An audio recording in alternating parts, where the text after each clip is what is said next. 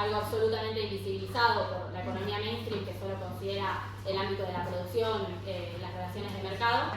Y me animo a decir que quizás las oleadas feministas o la oleada feminista de los últimos años puso este tema en el centro de la agenda pública, y hoy en muchos países se están discutiendo cómo avanzar en sistemas nacionales de cuidado o en proveer servicios de cuidado del Estado y modificar la organización social del cuidado. Para esto nos acompañan hoy Valentina Rojas, que es economista y miembro de OPES, Carmen Álvarez, que es economista y miembro del equipo de autonomía económica de la CEPAL, Javiera Reyes, que es alcaldesa de Lo Espejo y también economista, y la senadora Claudia Pascual, que es antropóloga social y ex ministra de la Mujer y Equidad de Género. Así que si les parece, arrancamos por Valentina, unos 15 minutos más o menos cada una para exponer, yo les voy avisando cuando falten 5, y al final hacemos preguntas, comentarios, lo que quieran comentar. Muchas gracias. Hola, gracias a todos por venir. Yo voy a hablarles un poco sobre cifras en torno a cuidados y también brevemente el beneficio económico que tiene invertir en un sistema nacional de cuidados. Bueno, los cuidados es una de las mayores desigualdades de género que existen en América Latina, y eso uno lo puede ver en cifras. Pero antes de partir con las cifras, solo para que todos estemos en la misma sintonía, cuando hablamos, separamos el trabajo doméstico, hablamos de un trabajo remunerado y un trabajo no remunerado, ¿cierto? El trabajo remunerado hablamos cuando a uno le entrega un salario y es valorizado por la economía, y cuando desde la economía feminista hablamos de un trabajo no remunerado, estamos hablando de este trabajo invisibilizado que generalmente realizan las mujeres que no reciben un salario y no es valorado para la economía, ¿cierto? Y estos trabajos son trabajos de cuidado, trabajos de labores del hogar, trabajos de cuidar niños, adultos mayores o personas que tienen alguna discapacidad y necesitan algún cuidado. Tenemos que el 60% de las mujeres en América Latina que tienen presencia de niñas menores de 15 años no participan en el mercado laboral por tener que atender labores de cuidado.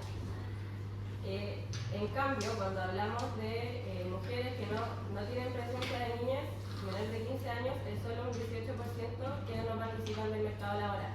Acá podemos ver que claramente los temas de cuidado no permiten a la mujer insertarse totalmente en el mercado de trabajo remunerado. También tenemos que el 91,5% de las personas que se dedican a trabajos domésticos en América Latina son mujeres, y estas son alrededor de 13 millones de personas. Bueno, acá podemos ver que la división sexual del trabajo pone a las mujeres en estas labores reproductivas de cuidado y pone a los hombres en las labores más productivas de trabajo que es valorado por la economía o trabajo remunerado. Y bueno, cuando intentamos desde la economía feminista valorar lo que son los trabajos de cuidado y trabajos no remunerados, se intenta poner esto como en el Producto Interno Bruto, que es el PIB, y el promedio de lo que aporta la economía los trabajos de cuidado y doméstico es un 20,6% en promedio en América Latina, y las cifras de los países rondan entre 15,9% y 25,3%. Bueno, ahora hablando de Chile, el 30,4% de jóvenes mujeres están fuera del mercado laboral por tener que atender labores de cuidado. Y cuando hablamos de los hombres, es solo el 4,4% de jóvenes hombres que no participan del mercado laboral por tener que atender labores de cuidado. Claramente vemos una brecha bastante alta entre mujeres y hombres que no pueden participar, siendo las mujeres las que salen como tienen que atender estas labores. Cuando hablamos de la tasa de participación en el mercado laboral, las mujeres tienen una tasa de 51,9% y los hombres 70,7%. Esto es para octubre del 2023. Cuando hablamos de la informalidad, la tasa de ocupación para las mujeres es del 28,7% y para los hombres 25,8%. Y tenemos que la brecha de género de personas sin ingresos autónomos propios es del 35,6%. Esta es la diferencia entre hombres y mujeres. Vemos que las mujeres son las que no pueden acceder a ingresos autónomos debido a esta crisis de cuidados. También vemos que en la informalidad las mujeres son en mayor parte las que tienen que acudir a trabajos informales y muchas de esas se debe a que no pueden participar plenamente en un mercado laboral, entonces tienen que acudir a trabajos esporádicos, que es mucho más fácil en la informalidad, ¿cierto?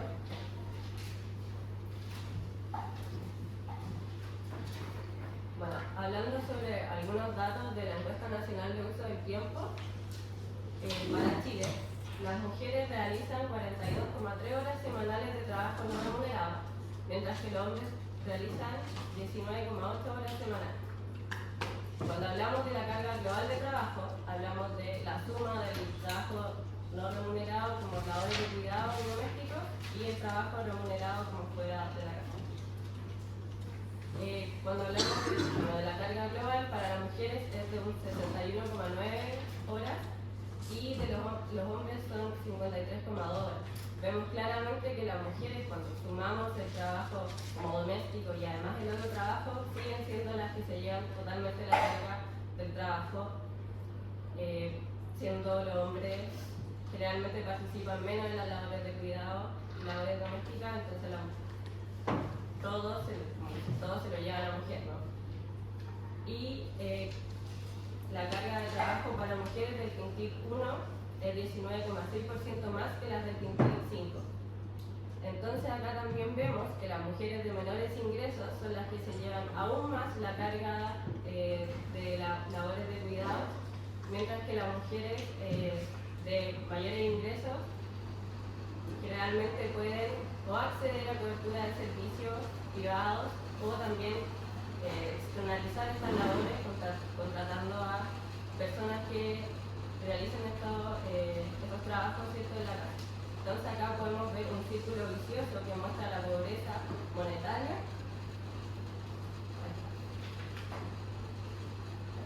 La pobreza monetaria y la pobreza de tiempo.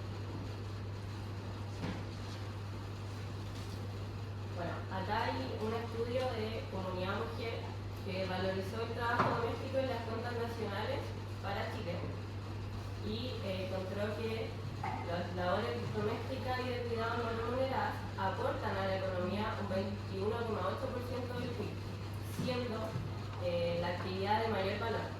Por ejemplo, los servicios financieros y empresariales aportan un 11,8% al PIB de ese año. Sabemos que estas labores invisibilizadas aportan mayormente a la economía y esto, se omiten estas contribuciones que generan los hogares al sistema económico y especialmente las contribuciones que generan las mujeres al sistema económico.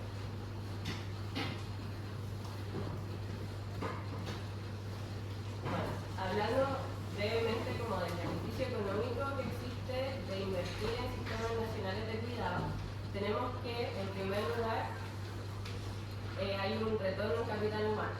Invertir en cuidados aumenta el bienestar de las personas. Por ejemplo, invertir en educación preescolar.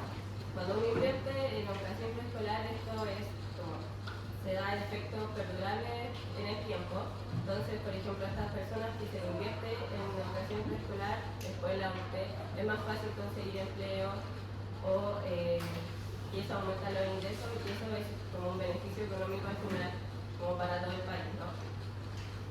En segundo lugar, tenemos un retorno en impuestos, que invertir en cuidados permite la creación de empleos cuando es de calidad, supone un retorno en impuestos, o sea, un retorno y un beneficio económico en sí para el Estado. O sea, si el Estado invierte en un sistema nacional de cuidados, igual después tiene un retorno vía impuestos. Y por último, tenemos el retorno en renta familiar. O sea, invertir en cuidados permitiría a la mujer insertarse plenamente en el mercado laboral remunerado. Y de esa forma, aumenta los ingresos de esta familia o de este grupo familiar donde la mujer se puede insertar plenamente al mercado laboral remunerado y así, bueno, aumenta el consumo, aumenta el ahorro y así aumenta la actividad económica del país. Bueno, para terminar, vemos que invertir en cuidados activa la economía mediante la creación de empleos de calidad y al aumentar la capacidad de consumo y ahorro de estas familias, donde las mujeres pueden participar plenamente en el mercado laboral y también genera un retorno al Estado vía impuestos. Gracias.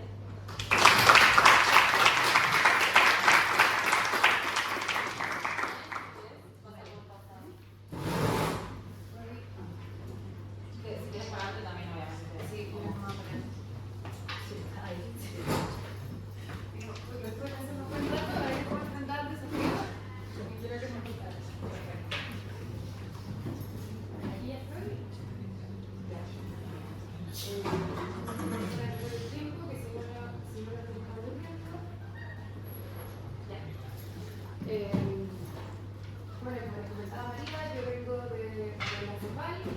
Hoy día vengo a hablar más que en mi nombre.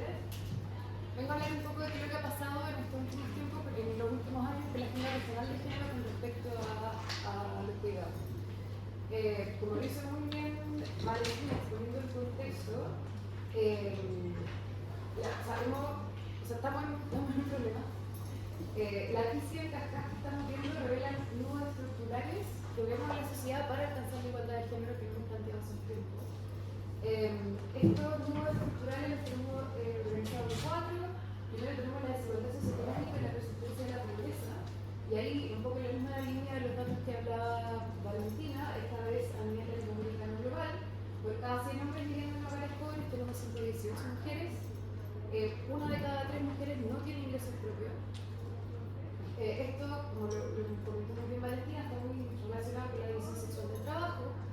Las mujeres dedicamos el triple del tiempo en promedio a trabajo no remunerado y de cuidados que los hombres. Y una de cada 2 mujeres están fuera del mercado laboral en América Latina, mientras que es 3 de cada 4 hombres. O sea, en el fondo las cifras siguen y estas cifras están estancadas y hace un buen tiempo. También estamos frente a patrones culturales patriarcales. En 2021, yo ya puedo utilizar esta cifra, pero no llegué, tuvimos 4.473 víctimas de feminicidio. 62% de las mujeres casadas o niñas entre 15 y 24 años no estudian y trabajan, comparado con el 24% de las mujeres que están solteras. Y esta cifra a primera vista puede parecer no tan relevante. Yo acá más o menos que estamos, sobre todo gente de Chile y de Argentina, ¿no? Esta cifra, estos números también son un poco más bajos en nuestros países, pero en América Latina, o sea, el 20% de las mujeres entre 20 y 24 años están casadas antes de los 18. O sea, esto sí es un problema súper grande para nosotros. Y por último, el cuarto nudo, la concentración del poder. Y aquí podemos encontrar diversas estadísticas para apuntar hacia lo mismo, pero tenemos un 28,7% de mujeres ministras de la región, un 26% de mujeres ocupan escaños de gobierno locales y 4 de 10 mujeres no pueden estar conectadas y no pueden estar en actividad. Ese es más o menos el panorama. Si bien no es el mejor panorama que les podría dar, sí tenemos una propuesta de cómo avanzar hacia adelante en este tema. Aquí hemos estado trabajando junto con los países de la región y desde la CEPAL en promover la sociedad del cuidado. ¿Qué es lo que es la sociedad del cuidado? Es una construcción colectiva multiescalar con responsabilidad de género social que busca evitar la profundización de las brechas de género y avanzar en igualdad sustantiva con el reconocimiento del cuidado de las personas y del planeta, y entendiendo también que este cuidado, como también lo decía Valentina, tiene el potencial de dinamizar la economía y generar nuevos empleos. Y de dónde se nutre esta propuesta y este concepto, desde la Agenda Regional de Género, que como también lo decía María, se nutre de la economía feminista, de las propuestas de los movimientos de mujeres y los movimientos feministas, y del paradigma de hoy vivir de los pueblos originarios que nos orientan y nos permiten encontrar una nueva forma de organizarnos. Aquí vamos a ver un poquito la evolución, no se alcanza a ver muy bien la letra, pero me voy a preocupar de que esta presentación esté disponible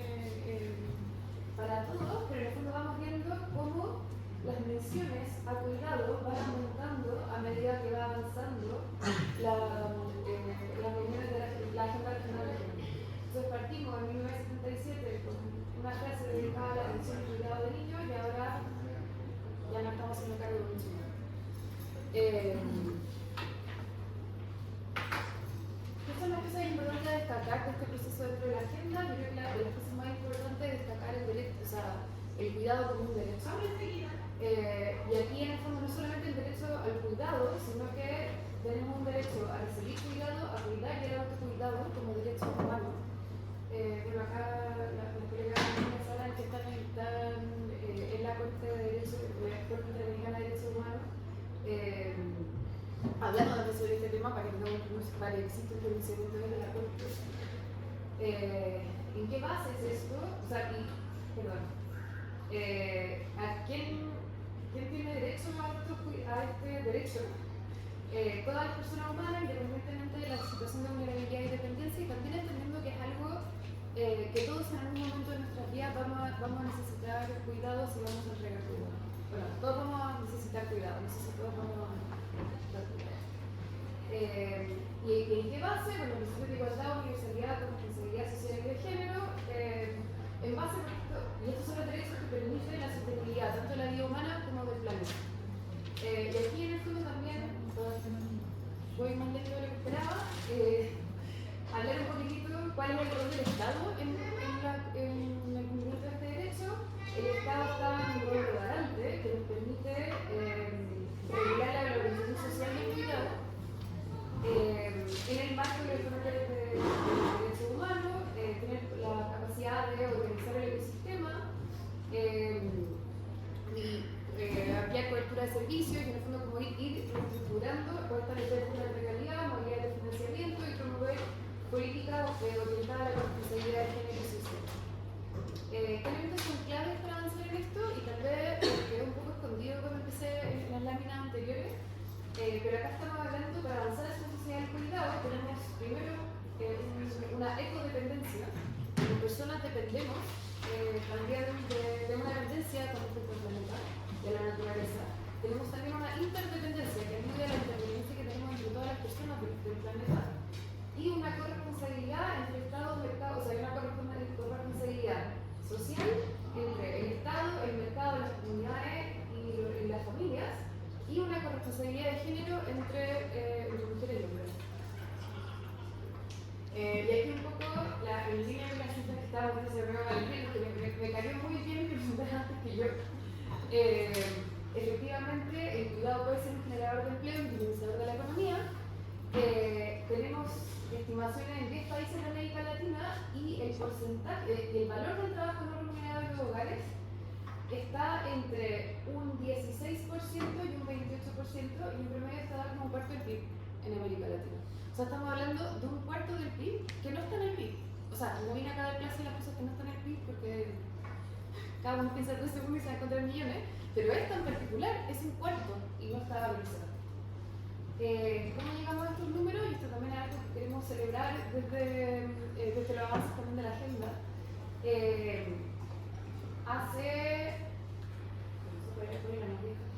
Bueno, hoy día tenemos 23 países que tienen encuestas de uso del tiempo. ¿Qué es lo que hace la encuesta de uso del tiempo? Vuelve a la pregunta que teníamos inicialmente, que en el fondo tenemos súper claras cuáles son las horas de trabajo remuneradas en una economía, pero tenemos muy poca idea de cuáles son las horas de trabajo no remuneradas. Estas encuestas fueron un esfuerzo que se empezó a desarrollar a lo largo de América Latina para recoger estos números. O sea, 23 países ya tienen estas encuestas, 10 países han convertido estas encuestas en una valorización económica del trabajo doméstico de cuidado no remunerado, y 5 países ya han avanzado hacia una cuenta satélite dentro de cuentas nacionales que tiene contabilizado el trabajo doméstico de cuidado no remunerado. Ahí tienen morado, lila y verde. Y aquí, también en la misma línea para mostrarles este avance, acá tenemos el trabajo remunerado y no remunerado por país. Cada país, y por ejemplo también como un proceso que está, yo sé que parecen varios años, pero en términos de generación de indicadores y en los sistemas de información de los países son pocos años. Las preguntas difieren un poco, no puedo hacerle un promedio estilizado, pero sí pueden ver, si comparan el color oscuro es el trabajo remunerado y el color claro es el trabajo no remunerado. Pueden ver entonces que el trabajo no remunerado es mucho más alto en los hombres que en las mujeres, pero el trabajo total ya empieza a ser mucho más variable. Y hay varios países en el que el trabajo total es mayor el de las mujeres. Y esto era algo que las mujeres veníamos levantando hace mucho tiempo, pero no teníamos la data para poder mostrarlo. Hoy día ya tenemos bastante data. Aquí tenemos Chile 2015, pero tengo la felicidad de contarles que la Lojanu, que está en el terreno, cerrada en diciembre, no tengo más detalles, pero si todo sale bien, va a cerrar en diciembre y vamos a poder actualizar este número. Y en promedio, lo resultado un poco distinta, pero en promedio las mujeres trabajan 3 veces más que los hombres en horas de trabajo doméstico que ganan las mujeres.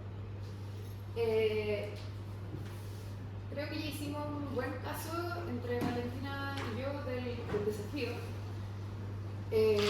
La solución sí creemos que viene por avanzar hacia una sociedad del cuidado. Avanzar hacia una sociedad del cuidado sí trae un trabajo en sistemas integrales de cuidado. Y también es cierto que en el fondo con los números que les acabo de mostrar ya no están los tiempos para cambios pequeños y graduales, sino que tenemos que empezar a pensar también en políticas más transformadoras y audaces. Eso es un llamado, sobre todo que veo gente acá que va a tener la energía para seguir empujando hacia adelante. ¿Cuáles son los criterios orientadores para el diseño de política? Aquí proponemos cinco criterios orientadores desde la nota de la agenda. Universalidad con progresividad, aquí volvemos a este concepto que en el fondo todos vamos a necesitar cuidado en algún momento, pero también entendiendo que no todos necesitamos el mismo tipo de cuidado. Hay personas con mayores niveles de dependencia, cuando tenemos menos de 5 años necesitamos unos cuidados distintos que los que necesitamos hoy día y así. Y eso es súper importante también de entender. No puedo entregar un cuidado parejo, homogéneo, a algo que es profundamente diferente. El otro principio es intersectorialidad e interinstitucionalidad. Esto tiene que ver con que los estados de la región han estado organizados de manera sectorial en de salud, educación, trabajo y el cuidado abarca todas estas áreas. Por lo tanto, avanzar en una forma de cuidado implica avanzar de una manera intersectorial y implica esta coordinación. Con responsabilidad de género y social, creo que ya la hablé un poquito, pero se entiende el punto, creo. Interseccionalidad y territorialidad, aquí volvemos un poco también a lo que decía sobre la universalidad con progresividad.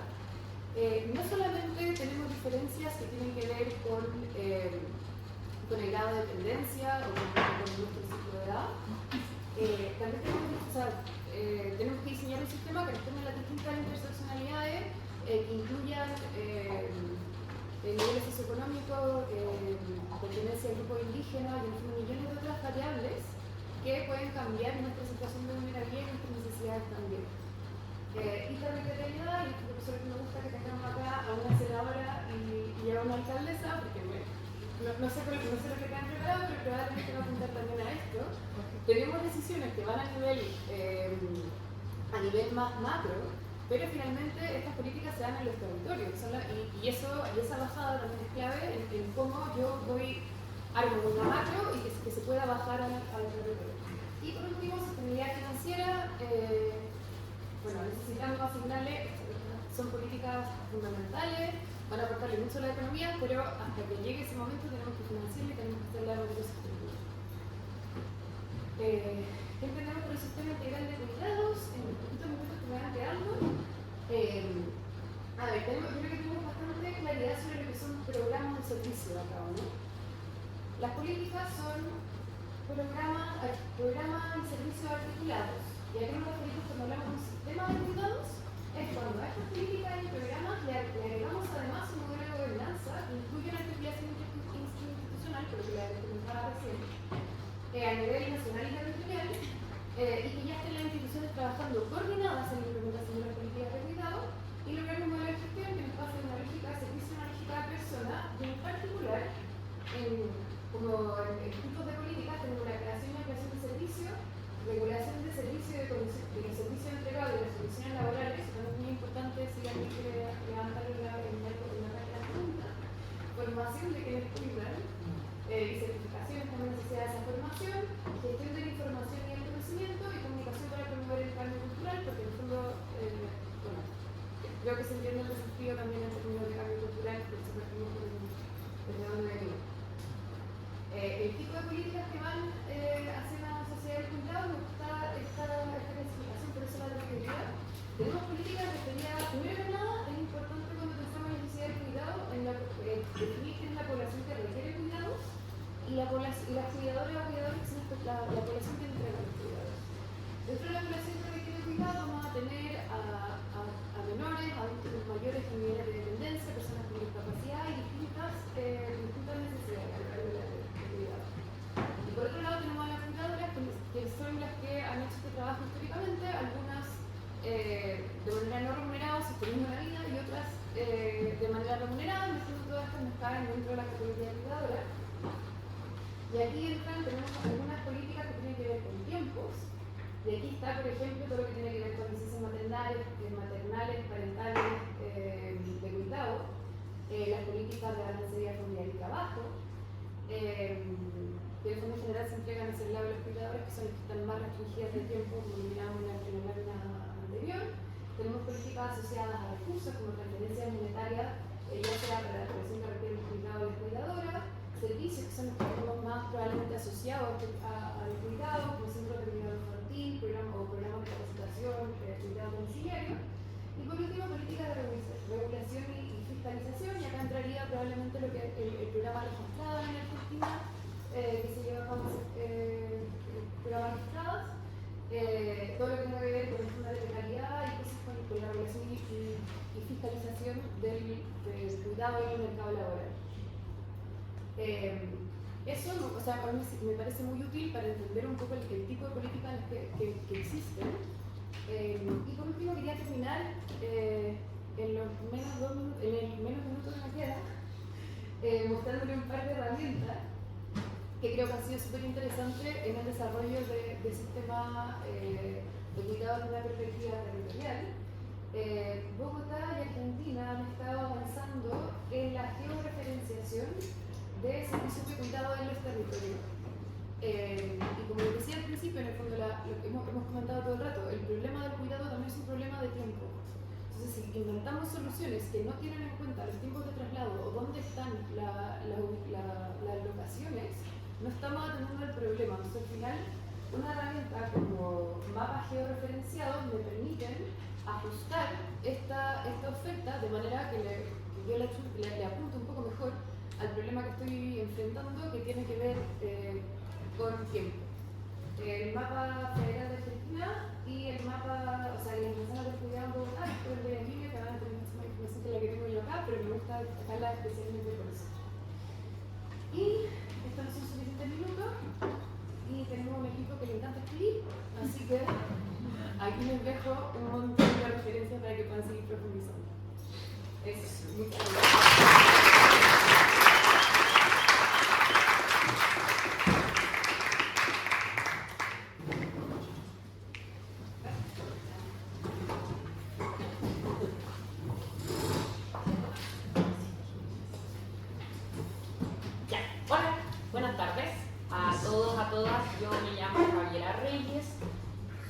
Alcaldesa de la comuna de Los Espejos, que es una comuna que queda ubicada en el Gran Santiago, está a 7 kilómetros del centro de la ciudad propiamente tal.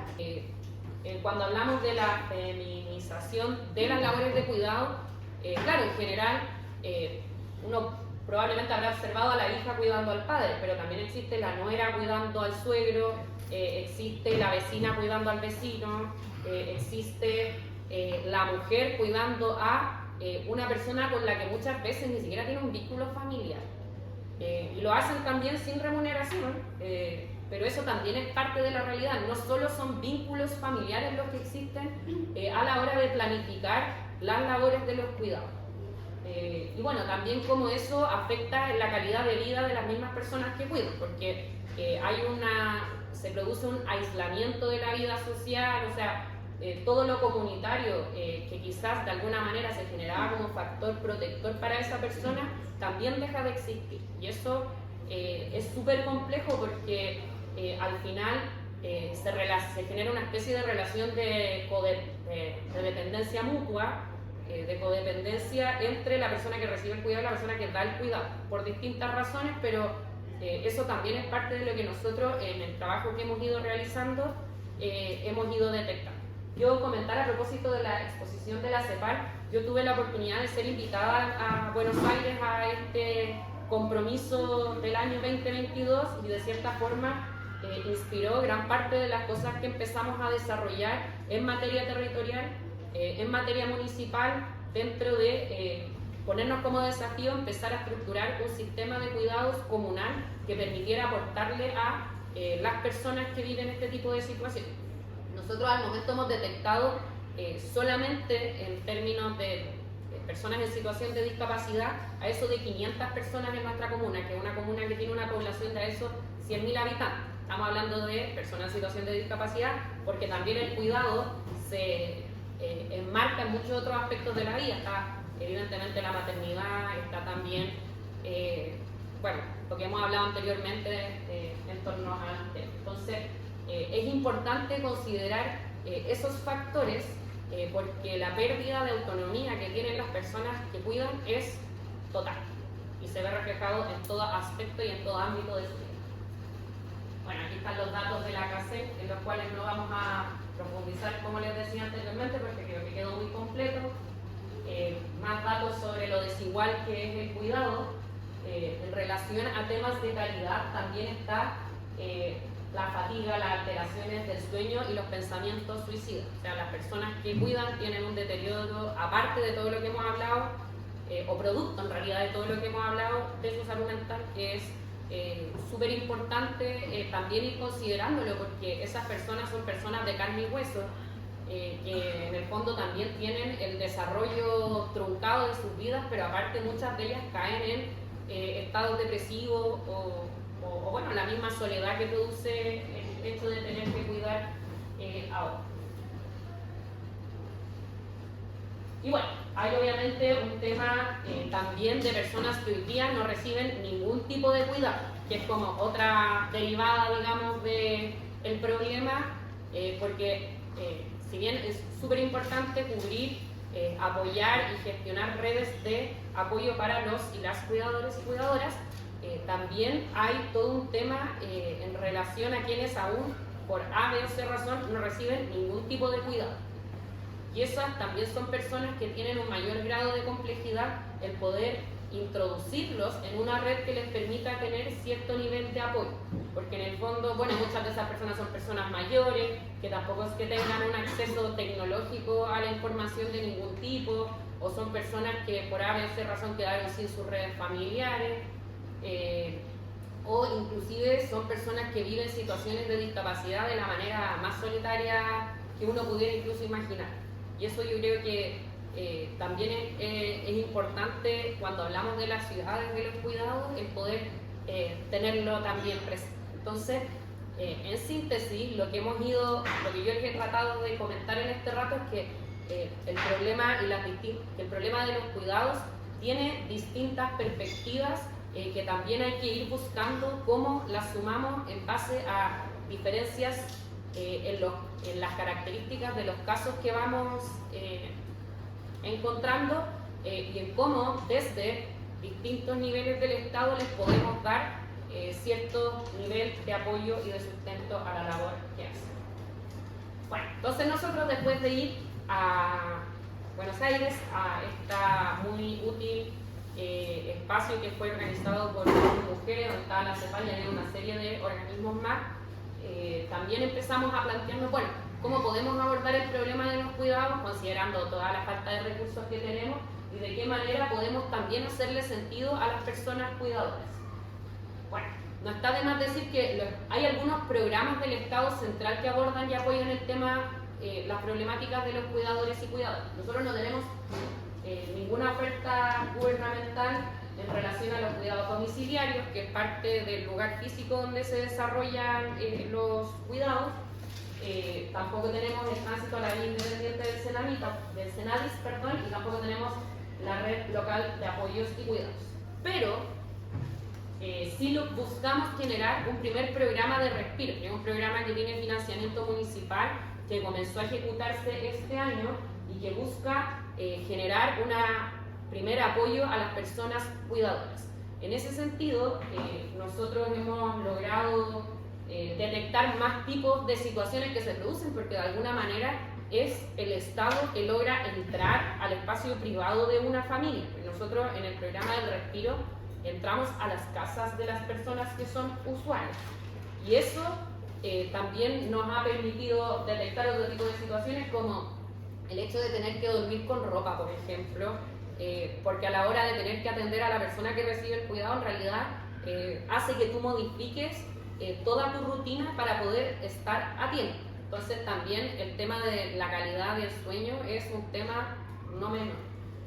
Y bueno, la sobrecarga, el desgaste y el agobio.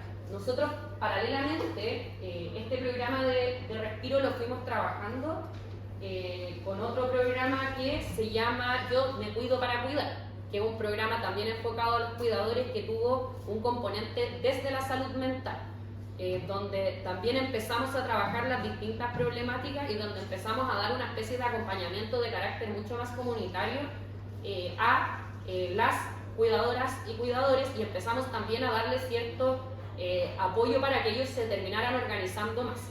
Entonces tenemos el programa de respiro, que es lo que más me interesaba mostrarle, porque creo que es una experiencia relativamente nueva y una experiencia muy valiosa. Tenemos el Yo me cuido para cuidar, que es un programa que abordamos desde la salud mental, y en ese sentido también el poder contar con el programa de los respiros y con el Yo me cuido para cuidar fue también en el marco de un centro de los cuidados, la construcción del primer centro de los cuidados que va a haber en Chile, que va a quedar en la comuna de Los Pejos, la población lo siente.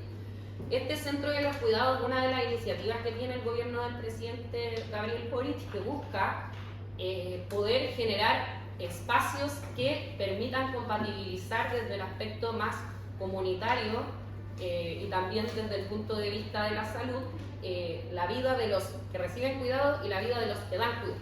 Y eso, si bien es un edificio que ya empezó su construcción, es un lugar donde todavía el tipo de oferta que se va a brindar ahí es algo que nosotros no tenemos claro.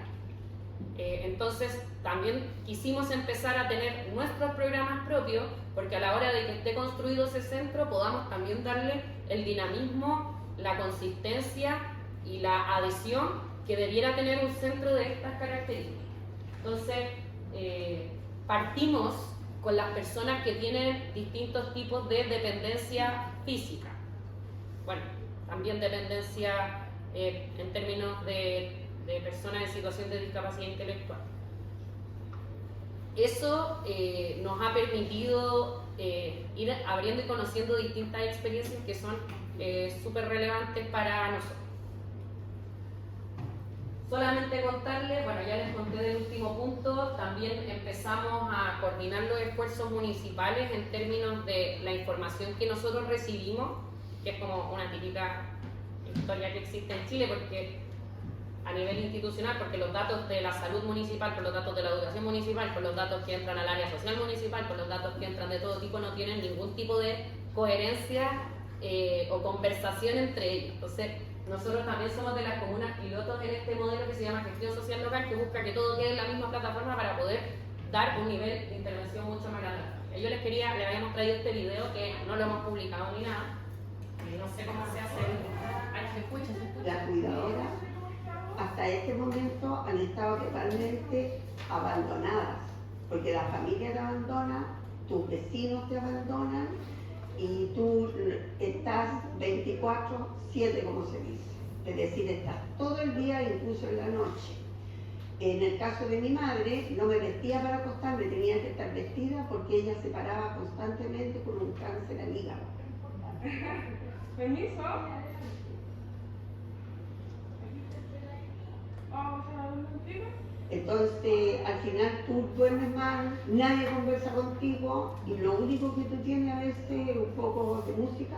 A la persona que se le ocurrió poner respiro fue muy acertado, porque realmente para mí ha sido un verdadero respiro.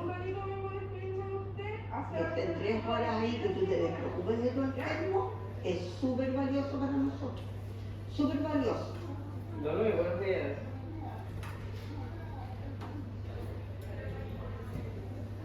Bien, ¿cómo le va? El cuidador se ve el 24/7 y ese soy yo, 24/7. Y no me complica estar 24/7 porque mi esposa la ama. Pero sí pierdo mi tiempo, mi metro cuadrado, como decimos, mi espacio, y de repente no tengo o no puedo hacer, no sé, salir, simplemente salir, qué sé yo, sentarme mirar a una cancha, un partido de fútbol, de básquetbol. Permiso, ¿cómo está? Qué gusto verla. Ayer nos llamaron y nos llevaron a un lugar en Maipú, en el cual hicieron el regalo de su silla de ruedas, la silla de ruedas de mi esposa, lo cual para mí es espectacular. Pero otra sí estaba muy mala y que podía funcionar esta rápido.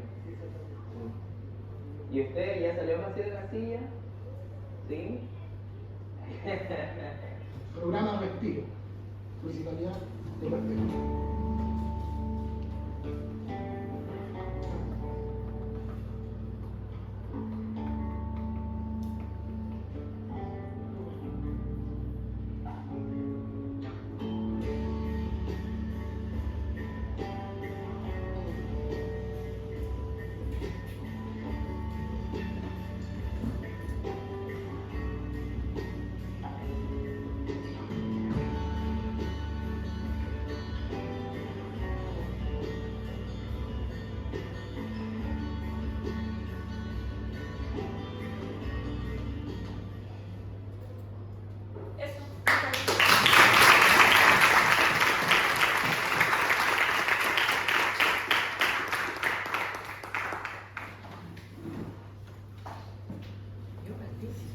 Bueno, yo voy a hablar sentada, no tengo presentación, soy antropóloga, soy la hippie del bloque, así que no les voy a hacer ningún teléfono, voy a hablar nomás. Bueno, lo primero que quiero decir es que no voy a, por cierto, agradecer las tres presentaciones primeras, creo que hacen el mejor de los encuadres desde los números nacionales, desde la Agenda 2030 o la Agenda hacia el 2030 y por cierto lo que se está haciendo de forma concreta en Lo Espejo por parte de Javiera como alcaldesa y por lo tanto yo me voy a centrar en los desafíos que tiene instalar un sistema nacional de cuidado para terminar con los peligros también que podemos ver. Lo primero que quiero destacar es que es sumamente importante que hoy día podamos hablar del Sistema Nacional de Cuidados porque tal cual, como decía Carmen, esto ha sido una batalla desde la economía feminista, desde el movimiento de mujeres y feministas en el mundo, pero en particular en América Latina y el Caribe, por cierto, de poder instalarlo en la agenda pública y no solo como una conversación entre nosotras, sino que en la agenda pública para que las políticas públicas y los gobiernos se hagan cargo de avanzar en esta materia. Entonces, esto se puede decir y lo podemos conversar hoy día y podemos tener elementos de contexto y de, por así decirlo, de cognición para entenderlo gracias a esas batallas que se vienen dando hace mucho tiempo. Y iba a decir lo mismo que Carmen, digamos, la importancia que tuvieron el machacar a todas, por ejemplo, la CEPAL en la conferencia regional, digamos, de la mujer, donde juntan dos veces al año a las ministras de la mujer de América Latina y el Caribe, han machacado esto durante mucho tiempo. Entonces esto de empezar a decir que tienen que hacer las encuestas nacionales de uso del tiempo, no vienen a decir nada a lo mejor distinto a la realidad que las mujeres están viviendo. Pero es muy diferente decirle a alguien que no cree en esto, con cifras y números, de que tiene que tomar posición.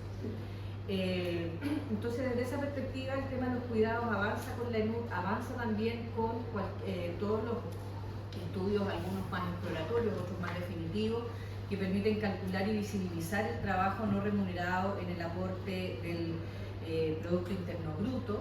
Y al mismo tiempo también esto nos permite afianzar algo que hemos dicho durante mucho tiempo desde los paradigmas feministas, que tiene que ver cuando se ataca a esta supuesta ideología del género, que para mí lo único ideológico que existe es aquel que niega, digamos, una perspectiva de análisis y una forma de mirar la sociedad desde estos lentes de género, digamos, ¿no?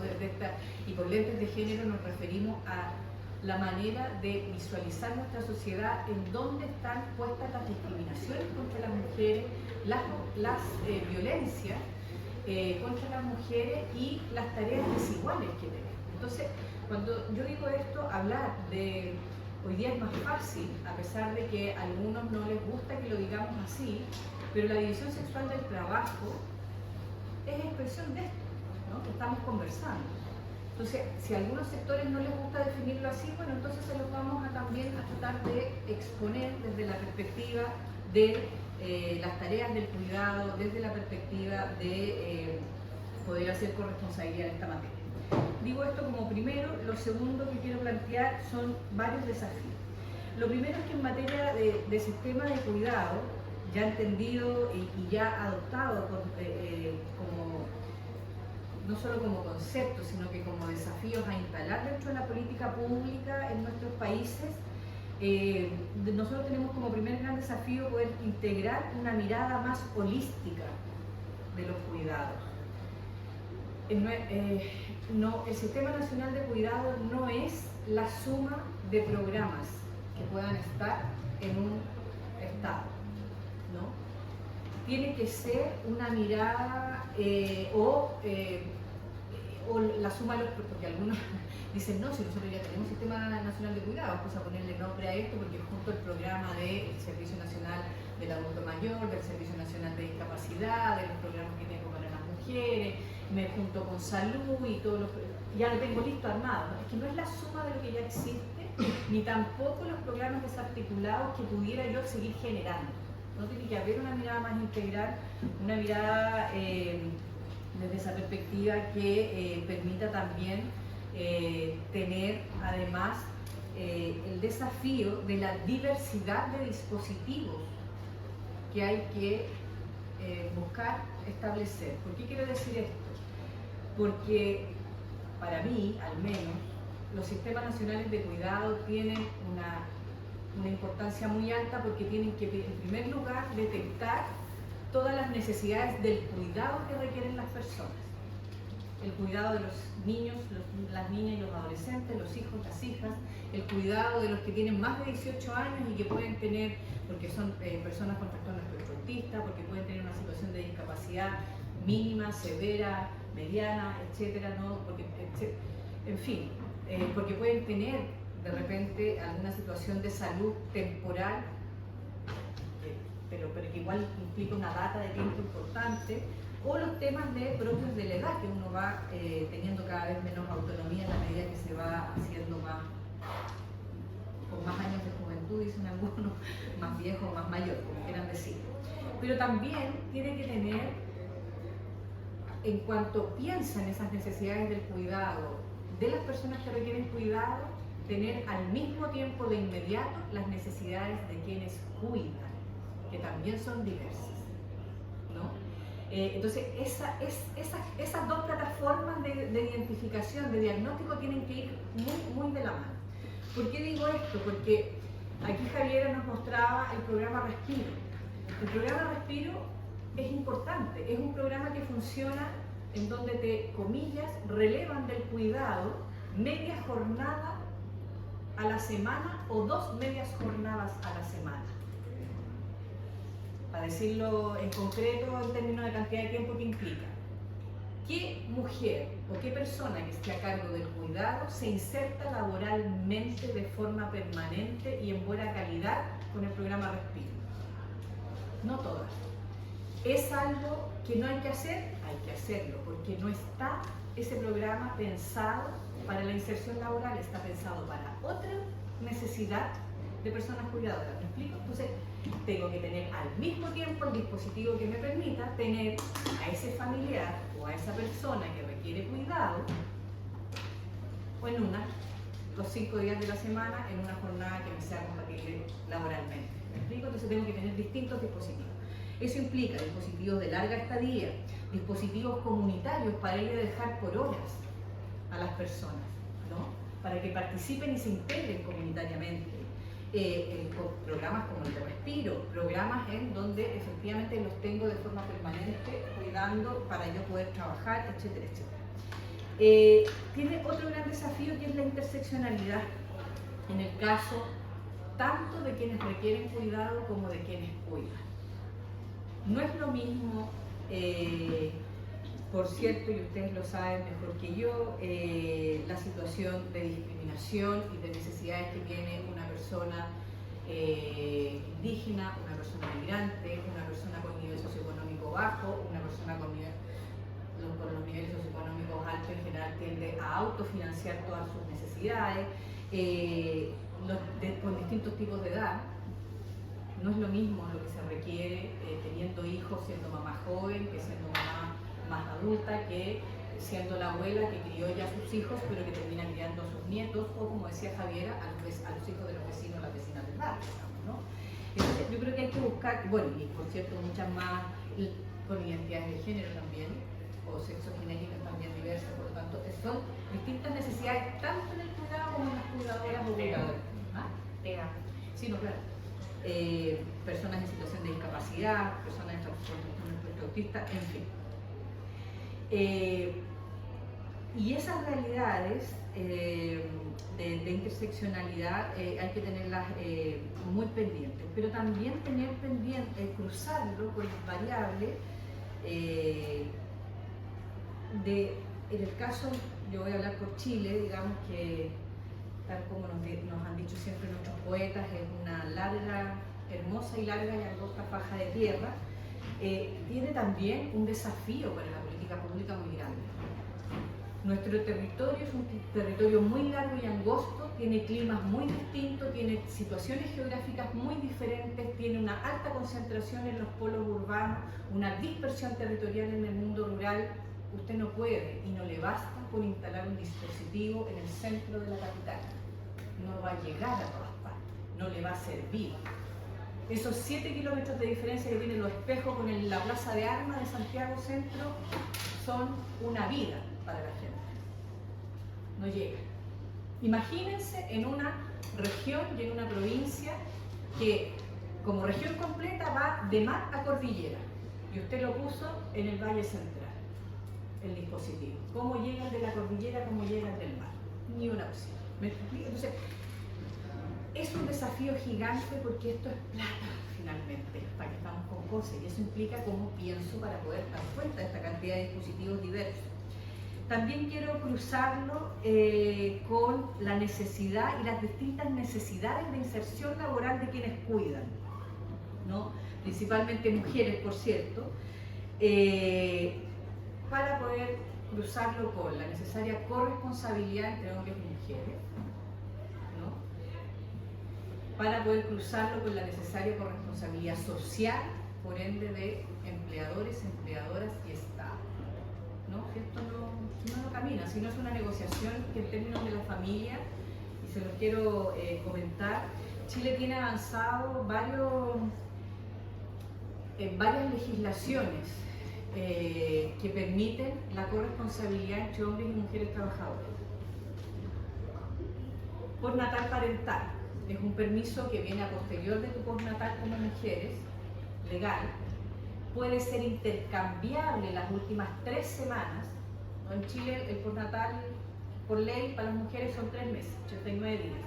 Terminan los 3 meses y se te alarga con un postnatal parental, que son casi 80 días, 80 días, pero son casi 3 meses más. Las 3 últimas semanas de esos nuevos 3 meses, vale decir, son 6 meses del postnatal en Chile, las puedes intercambiar con el padre de la guagua, a cambio de que ella no se siga tomando el postnatal, a cambio de que él, si percibe más sueldo que ella, sea con tope del sueldo de ella. ¿Ustedes saben cuántos hombres se toman al año el postnatal parental en Chile? 0. Un poquito más. Un poquito más. 290. Estamos claros que 290 guaguas no han nacido en Chile en un año. Son muchos más. O sea, no es un estímulo finalmente, ¿me explico? Es eso. Entonces, la transformación cultural, las leyes ayudan, no la hacen, ayudan, pero también tienen que, convengamos que tienen que ser para que realmente se cumplan, porque si no... Pero tenemos otra, la licencia por enfermedades menores del hijo o de la hija menor de 1 año. Hombres y mujeres se la pueden tomar, tampoco se la toman, porque ahí sí opera el dispositivo cultural, ¿no? Y es altamente probable que en la pega, el trabajo, el laburo, como quieras decir, el hombre cuando se lo quiere tomar, el empleador le dice: no tienes señora que te lo cuide. O el compañero de trabajo, la compañera de trabajo: ay, pero ¿cómo? ¿Esa mamá no puede ir a cuidarlo?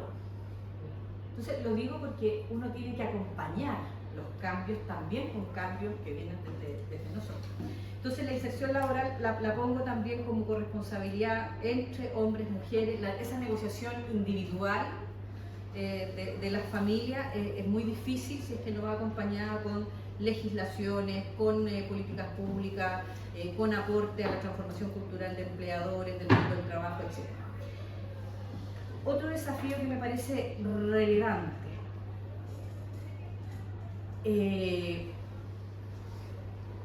a propósito de la diversidad de dispositivos, tenemos una tensión constante entre la especialización, la focalización no como concepción neoliberal de ir a buscar a los más jodidos dentro de los jodidos para un subsidio, sino que la focalización donde pongo foco de lo que tengo que hacer, y la multifuncionalidad de los dispositivos de atención. Nuevamente en caso de Chile, tener un dispositivo de un centro de atención diurna para personas adultas mayores y segregar y no permitir que ingresen ahí personas con problemas de demencia y construir un dispositivo especial para ellos es mucho más caro para nosotros. En sociedades que tenemos las tremendas desigualdades como las que tiene Chile y también en el resto de América Latina, el dispositivo tiene que también muchas veces pasar a ser multifuncional. No sé si me explico. Entonces habrá que buscar, bueno, en este horario vienen tales vitales, en este otro, o podamos tener en este sector esto, en este... A las personas que tienen demencia les sirve también estar integrado a la comunidad, no les sirve estar segregado.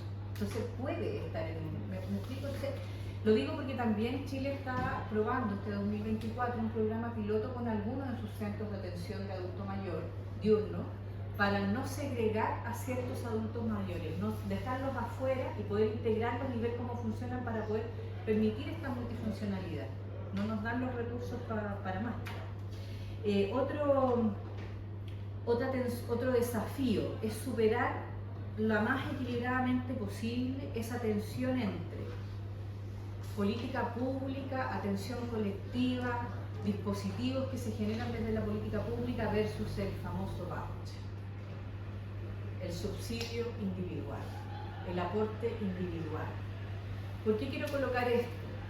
Porque por ejemplo, los estados de bienestar de Europa, particularmente España, que ha tenido históricamente un desarrollo mayor en materia de dispositivos comunitarios de atención de los adultos y las adultas mayores, cuando empieza todo el mundo conservador y contra los estados de bienestar a transmitir que estas son políticas muy caras, es casualmente cuando se da un punto de inflexión en donde, en vez de seguir construyendo centros comunitarios, jornadas para compartir entre adultos mayores, pasaron al subsidio personal para que una persona fuera adentro de la casa a cuidar a ese adulto o adulta mayor.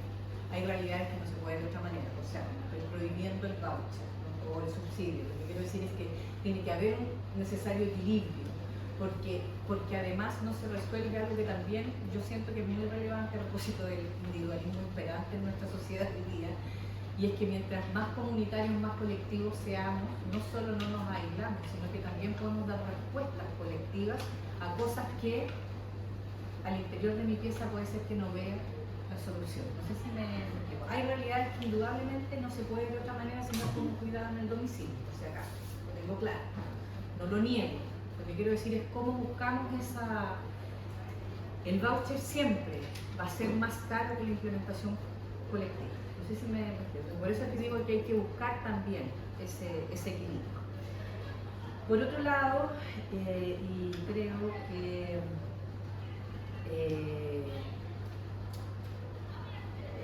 va a ir terminando con los desafíos, yo creo que uno de los desafíos más grandes que tenemos es cómo instalamos sistema nacional de cuidado lo antes posible. En algunos países se da la discusión sobre si esto pasa más rápido con ley y en otros si esto pasa por glosa presupuestaria, por eso. Es la conjunción de ambas. Yo no apuesto, se lo digo como senadora, como parte del Poder Legislativo hoy día, soy senadora por menos de 2 años por si acaso, entonces por lo mismo me permito poder pelar con mayor holgura a mis colegas.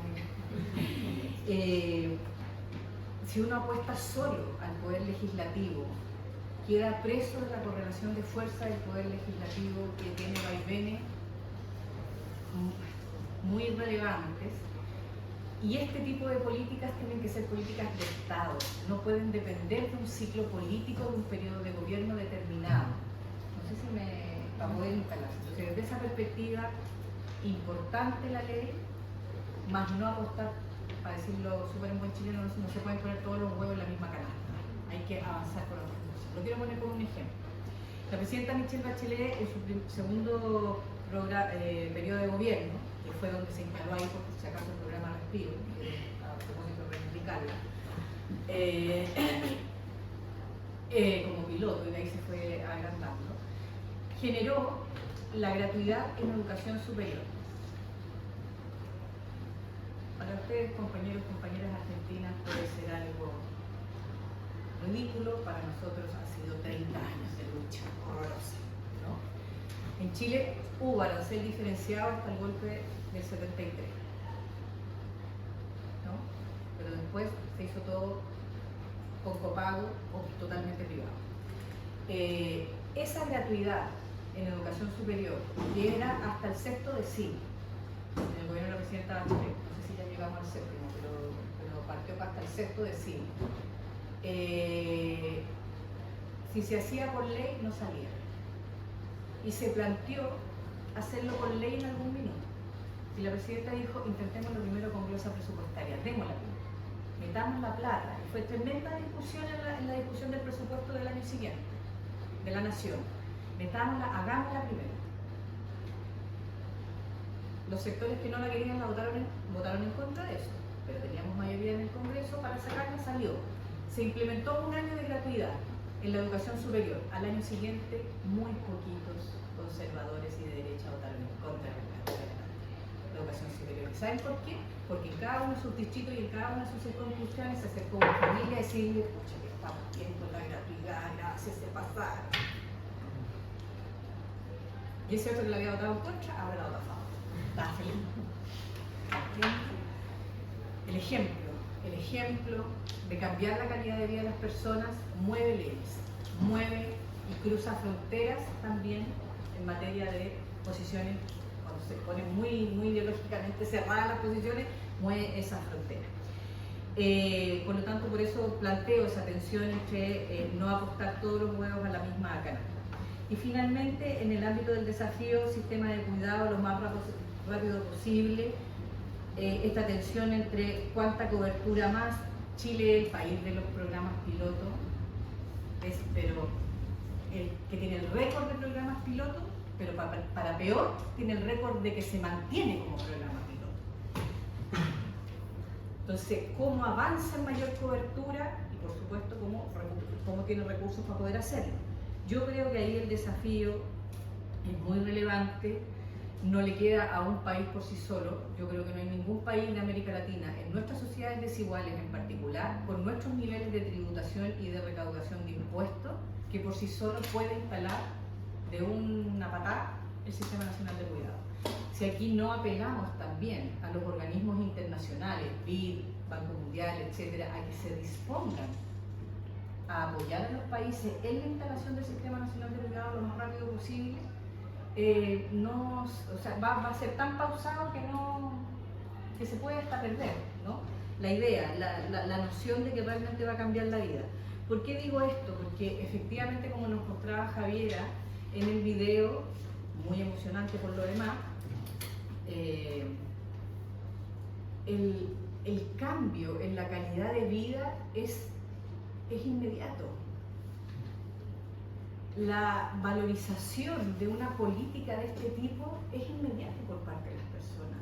Y por lo tanto, en sistemas en donde a veces no se ve el beneficio de votar por una idea política o por otra, o de estar abrazando una idea de sociedad más justa versus no abrazar esa idea de sociedad más justa, esto es clave, no por un partido político, no lo estoy pensando en términos de proselitismo político, sino que lo digo porque de verdad nuestras sociedades se demoran tanto en llegar a un cambio que sea de calidad de vida rápido, que esto de verdad yo siento que mueve la aguja muy rápido.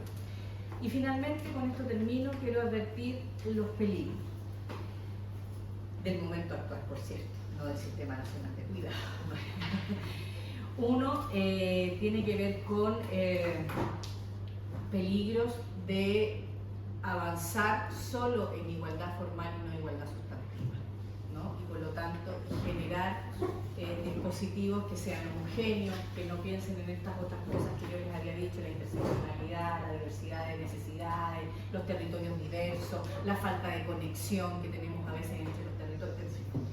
Segundo, el tema de el peligro de que las leyes, los programas, si es que están solos y no tienen esta articulación más holística, etcétera, etcétera, no den sustento a la transformación cultural porque se trabaja en la línea de la instalación de los programas sin el mensaje transformador.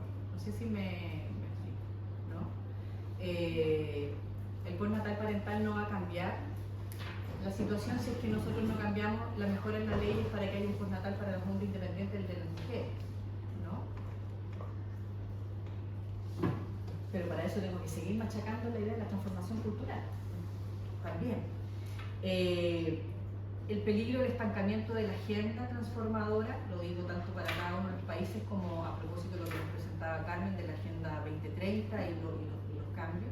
El peligro, por cierto, de retroceder producto de los vaivenes políticos de nuestros países y de nuestra región. Y por tanto, todo el avance que yo al principio les planteaba en materia de que estos temas son parte de la agenda pública para la definición de políticas públicas, dejen de serlo y volvamos a es que es deber de las familias, es deber de las mujeres, lo hacemos con tanto cariño. Yo lo hago con cariño, cuidar a mi hijo de 4 años y medio, con harto cariño. Me desvivo, ¿no?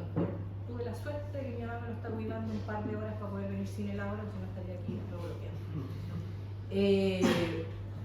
Pero no es menos cierto que uno no se cansa. A todos los temas que nos planteó la Javiera ahí, del tema de salud mental, del agobio, etcétera, etcétera, yo pondría falta uno, hay rabia también. Si uno también siente rabia por la falta de corresponsabilidad, siente rabia por no poder llegar más tranquila, poder jugar con tu hijo y a darle tiempo de calidad, porque venís a hablar la pena también. Entonces, los temas del cuidado no son solo para aquellas y aquellos que están en sus casas. Es un sistema mucho más amplio. Son para todos y todas, ¿no? O porque requerimos el cuidado, o porque todos y todas deberíamos estar participando en alguna fase del cuidado. No sé si al menos. Entonces, cierto que el peligro de retroceder, el peligro de no implementar, para mí es lamentablemente, a pesar de que trato de ser lo más optimista histórica posible, hay muchas señales de que pueden venir, y por lo tanto, por eso es que también poder decirles que no es una realidad que no podemos cambiar y por lo tanto tenemos mucho que hacer para que esta realidad de no implementación, de retroceso, no llegue a nuestra frontera. Muchas gracias.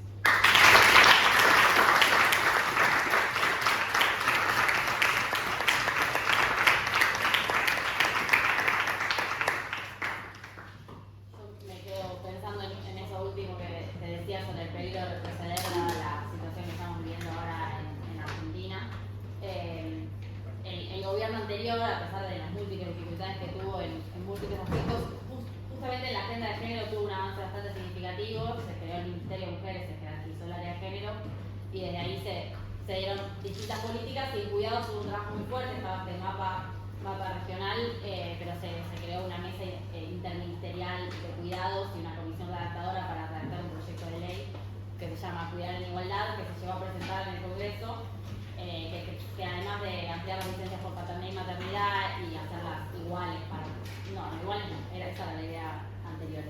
Pero bueno, además de ampliar las licencias por maternidad y paternidad, especificaba una partida presupuestaria, un porcentaje del presupuesto del Ministerio de Obras Públicas para la infraestructura de cuidados, creaba un registro de cuidadores y cuidadoras, ponía la obligación de que hubiera guarderías en los espacios de trabajo de más de cierta cantidad de empleados. O sea, era una ley bastante ambiciosa y que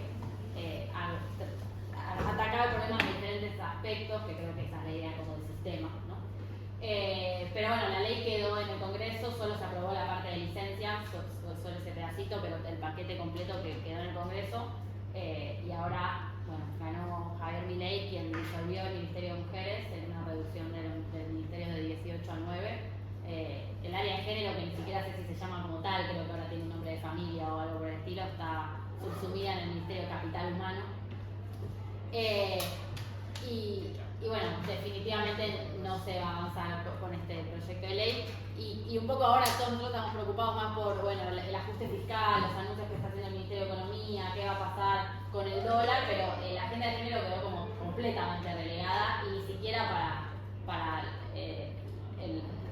la oposición a este gobierno de Javier Milei es hoy un tema a defender. Es como bueno, esa un poco, hay una sensación como bueno, esa la perdimos, hay que defender el resto, así que nada, es duro y me quedo pensando en eso.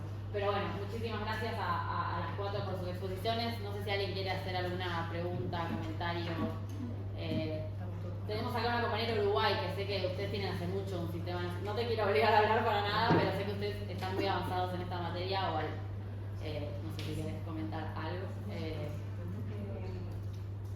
O sea, sobre esto me parece que una cosa que mencionaron que es súper interesante es como en esto de pensar cuáles son los caminos, ¿no? Si es que tenemos que ir por la vía legislativa o si directamente tenemos que implementar determinados programas que tengan financiamiento. Como una cosa que tenemos que tener presente es que hay veces que los marcos jurídicos son eso, son marcos y sin presupuesto y sin voluntad política para poder implementar esa legislación, terminan siendo marcos vacíos, que hay periodos que no nos terminan sirviendo de mucho. Entonces, sí es cierto que en mi país tenemos un sistema nacional de cuidados no integrado, ¿no? Es esto como también tampoco a nivel territorial, queda como mucha cosa por mejorar.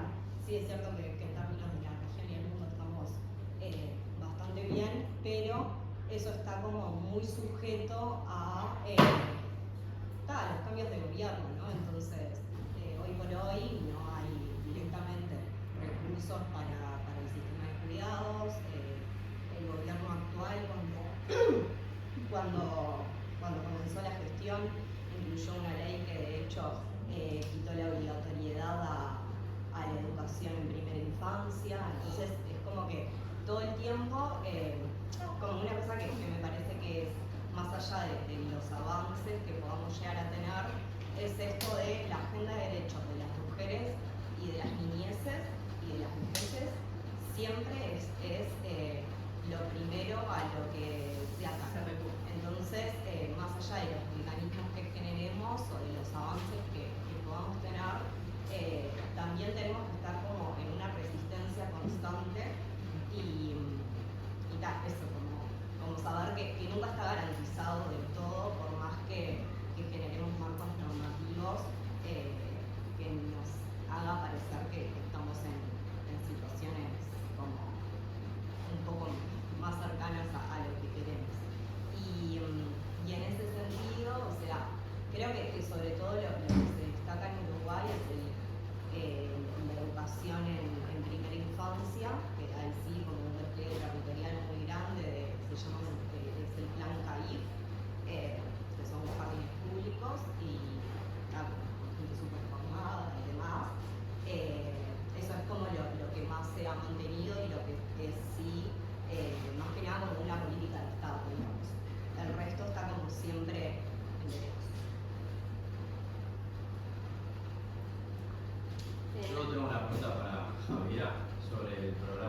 suspiro, que si bien celebro que exista, porque como vimos en el video está muy bueno, siento que no termina de resolver la cuestión de fondo, que es el pago, o sea, que no se le paga a los cuidadores por su trabajo, ¿no? Porque si bien los cuidadores, eso que vimos en el video, son trabajadores principales, ¿no?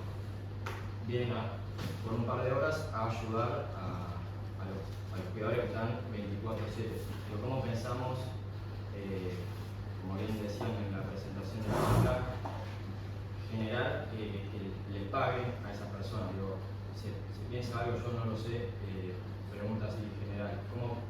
¿Qué proponemos? ¿Cómo pensamos esa cuestión para la cuestión de fondo? Porque si bien esto es súper necesario, lo siento más como una cuestión medio paliativa, ¿no? Y lo es, yo creo. Lo es. Mira, probablemente para poder remunerar el trabajo de los cuidadores tienen que pasar otras cosas, como una reforma tributaria, en el fondo como poder tener esos recursos para poder reconocer concretamente el trabajo de cuidados como un trabajo. Y efectivamente yo creo que esto también existe en la medida de que hay un abandono súper importante del cuidador en su rol de cuidador. Lo que nosotros le estamos dando a esa persona es tiempo, como decía el señor, para poder salir a caminar si quiere, que es un tiempo que no tiene. Pero de todas formas, y solo a modo de reflexión, yo igual me hago ese cuestionamiento de, por ejemplo, la gente que deja de trabajar para cuidar. A lo mejor esa persona legítimamente le gustaría seguir trabajando, porque igual el hecho de tener que, esto es una opinión muy personal, a lo mejor el hecho de tener que estar en tu casa cuidando a alguien, aunque claro, evidentemente si eso es pagado mejor, pero a lo mejor no es algo a lo que tú te quieres dedicar, ¿está? Como porque tiene los otros costos, que en el fondo es tu vida en el fondo.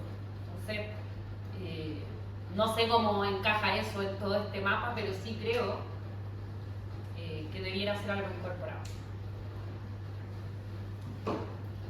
A ver, no, solo agrego chico que dentro de los debates de la economía feminista no está resuelto qué habría que hacer con el trabajo no remunerado que se realiza en los hogares cuando lo realizan familiares. O sea, si la solución es remunerar ese trabajo desde el Estado o desde las empresas, no está claro que sea la solución porque a la vez refuerza el rol de que, bueno, entonces la mujer se queda ahí cuidando.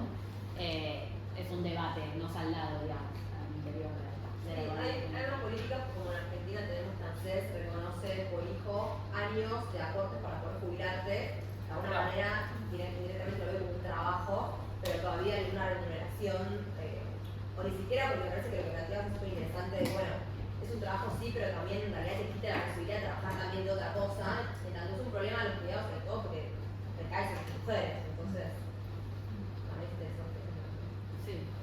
Sí, el problema además que con cómo calculas el cálculo de ese salario, porque tiene que ver con la subvaloración del trabajo doméstico también, ¿no? Y del cuidado.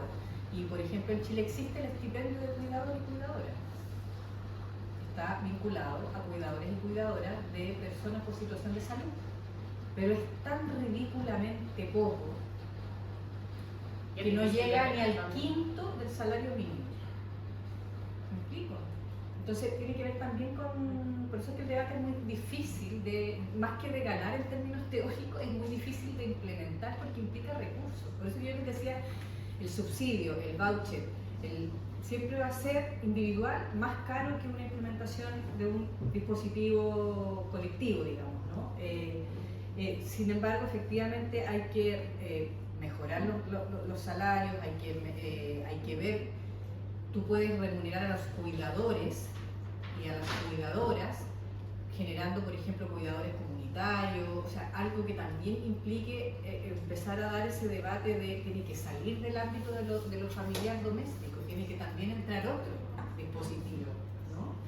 Y en algunos casos vas a tener que sostener y mantener al cuidador familiar, y en esos casos yo creo que hay que avanzar hacia la remuneración, pero hacia la remuneración digna, no este concepto de estipendio.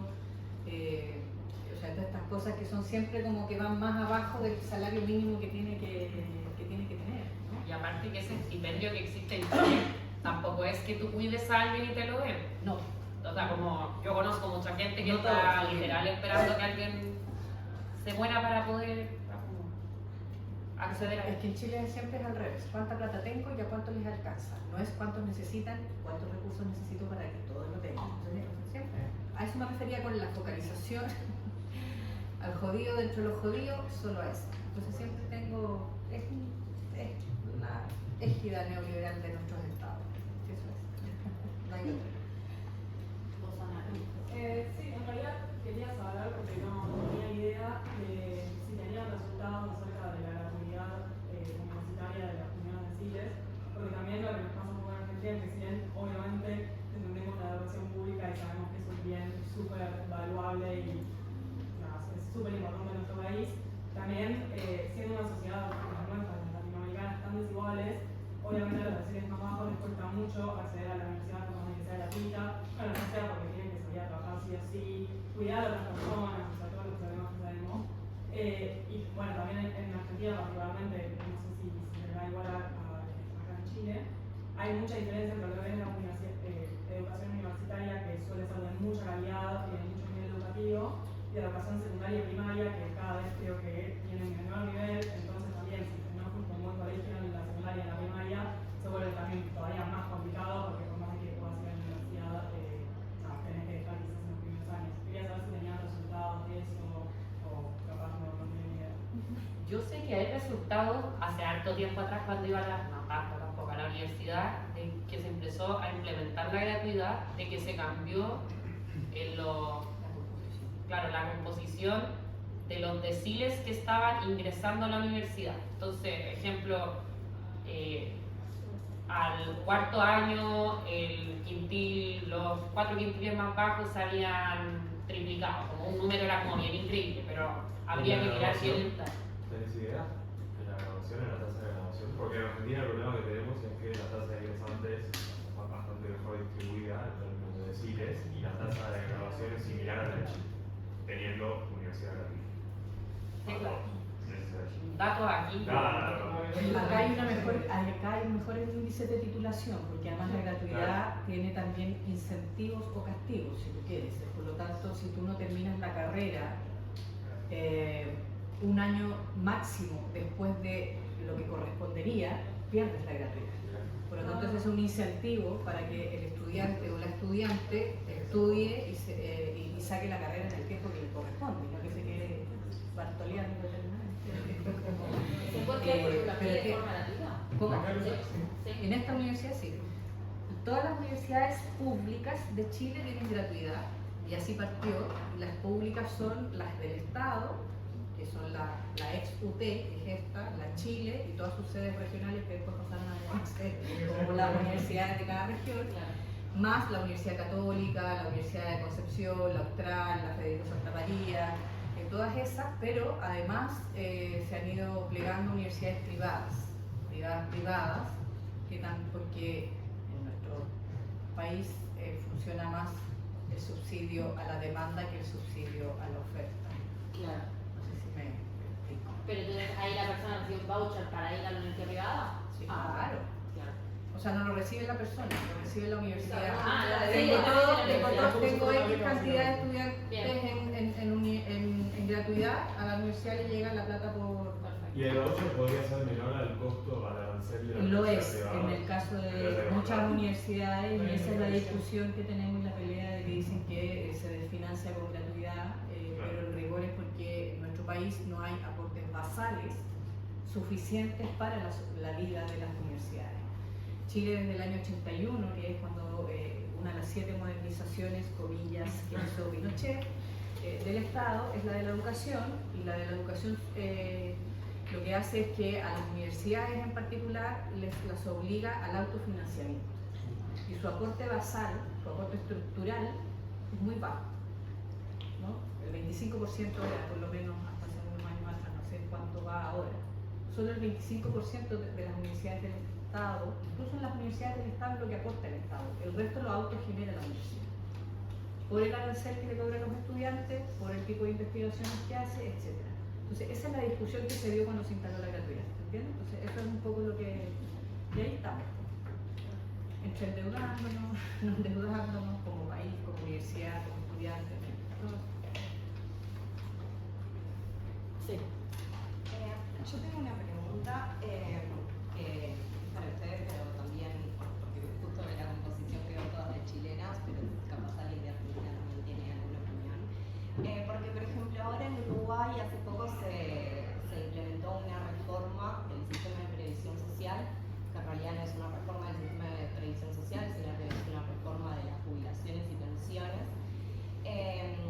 Y como en el ámbito de las economistas feministas, cuando pensamos esto de una reforma realmente integral del sistema de previsión social, una cosa que siempre está sobre la mesa es, bueno, cómo las niñeces, las infancias y las vejeces en términos de cuidados quedan por fuera de esos dispositivos. Entonces nosotras siempre pensamos en bueno, cómo una reforma integral tendría que incorporar también el cuidado o la previsión del cuidado de niños y niñas. Y nada, quería preguntarles porque eso en realidad no, capaz me lo perdí, pero no me di cuenta que lo hayan mencionado en la presentación, pero creemos que es como una forma de poder tener realmente dispositivos integrados en esto que hablaban, no tanto como de programas sueltos, sino como de pensar una política estructural a nivel de Estado. Nada, quería preguntarles qué reflexiones tenían en términos de sistemas de cuidado y un sistema de previsión social integral. Hay una respuesta, bueno, me la llaman así.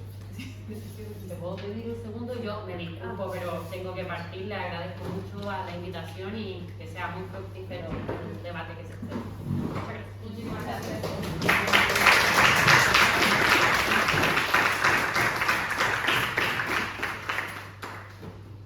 Ahí la primera respuesta es, oye, esto también ojo, porque estamos en una sala donde veo que hay chilena, argentina y uruguaya, con niveles de informalidad, o sea, estamos acostumbrados también a niveles a programas más contributivos, a sistemas más contributivos de protección social, que es lo que se ha dado en América Latina, pero en el fondo cuando nos vamos en verdad, ¿cuáles son los niveles de informalidad en Argentina? 30 y como 37%. Ah, ya, pero en el fondo estamos en un ambiente donde los niveles de informalidad están entre el 30 y el 40. Pero si nos salimos del cono sur, los niveles de informalidad llegan a 70 o 80. Entonces, en el fondo, cuando seguimos avanzando hacia enfrentar todas las políticas desde sistemas de protección social y contributivo, tenemos unos hoyos mucho más grandes que los de previsión social y cuidado. O sea, todo trabajo informal queda fuera de este sistema de protección social. Entonces sí, es parte de un cómo logramos reformar. Y ahí un poco también como en donde me quedé pegada en la conversación anterior, sí creo que estamos en un escenario complejo, no creo, o sea, de todas maneras, pero ojo también en el espacio de tiempo en el que estamos mirando. O sea, en el fondo estamos tratando de lograr una transformación cultural y la estamos midiendo en, no sé, en un horizonte de 30 o 40 años. Si miramos en ese horizonte, y de hecho, peor, estábamos recién hablando sobre la actividad universitaria que lleva cuánto tiempo. Desde el 2016. Sí, o sea, en el fondo llevan graduados, en el fondo una o dos cohortes. En el fondo tampoco tengo o sea, también ojo con el periodo en el que miramos, porque también la fluctuación, o sea, y miremos también lo que hemos avanzado, y ahí sí creo que en el fondo poner todo este tipo de temas sobre la mesa y que tengamos hoy día las mediciones y que tengamos instalado el concepto de trabajo, o sea, de tiempo total trabajado, sin asociarlo a remuneraciones, necesariamente, no será disasociarlo de eso, nos deja, o sea, yo no estoy diciendo, no vengo acá con un mensaje, no quiero decir que lo arreglamos, pero ojo con lo que hemos avanzado y el fondo también es ser capaz de distinguir que un sistema contributivo va a tener por fuera a quienes no están en el sistema contributivo, aunque venga por las vicisitudes políticas que vamos a ir navegando, y yo creo que nos quedan varias, sí hemos ido avanzando y hay ojo con un poco con el marco del tiempo. Yo sé que no es demasiado alentador, pero ojo también con la línea multiplicada. Yo comentarte, acá también, bueno, el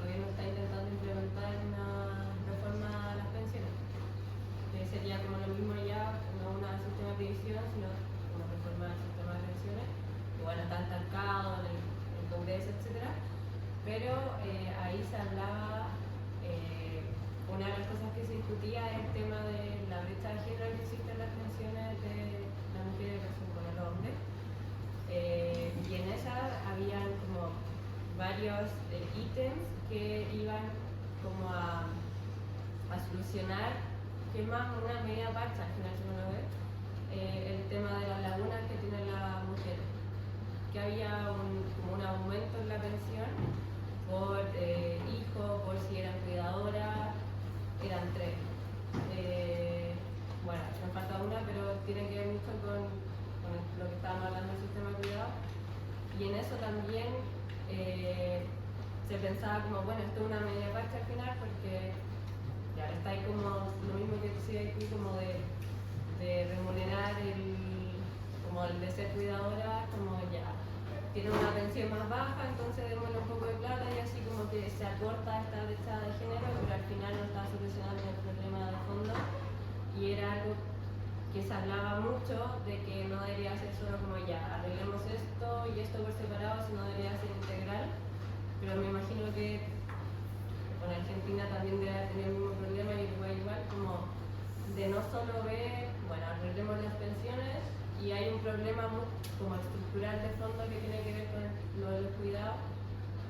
Entonces como decía, una pregunta como bien difícil de cómo solucionarlo y no solo tapar como, bueno, démosle entonces 30 lucas porque fueron cuidadoras y ahí bajamos un poco la brecha. Y acá igual había una diferencia grande entre si se hablaba de solidaridad o solo el componente como de capitalización individual, que esto es lo que está entrampado en el proyecto en el Senado.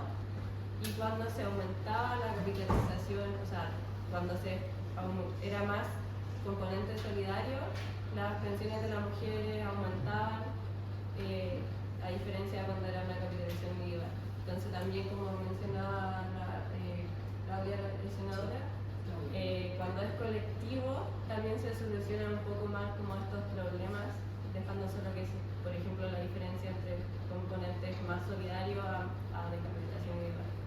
Pero creo que el mismo problema como de no atacar, como que creo que va más por un cambio cultural que va a ser mucho más difícil que bueno, como estas medidas parches que por lo menos algo harán. Como comentarte cómo iba acá. En Argentina, no sé si hubo algún debate así como de, bueno, mejor dicho, en 2008, si no me equivoco, se pasó de un tema de capitalización individual a un régimen de reparto.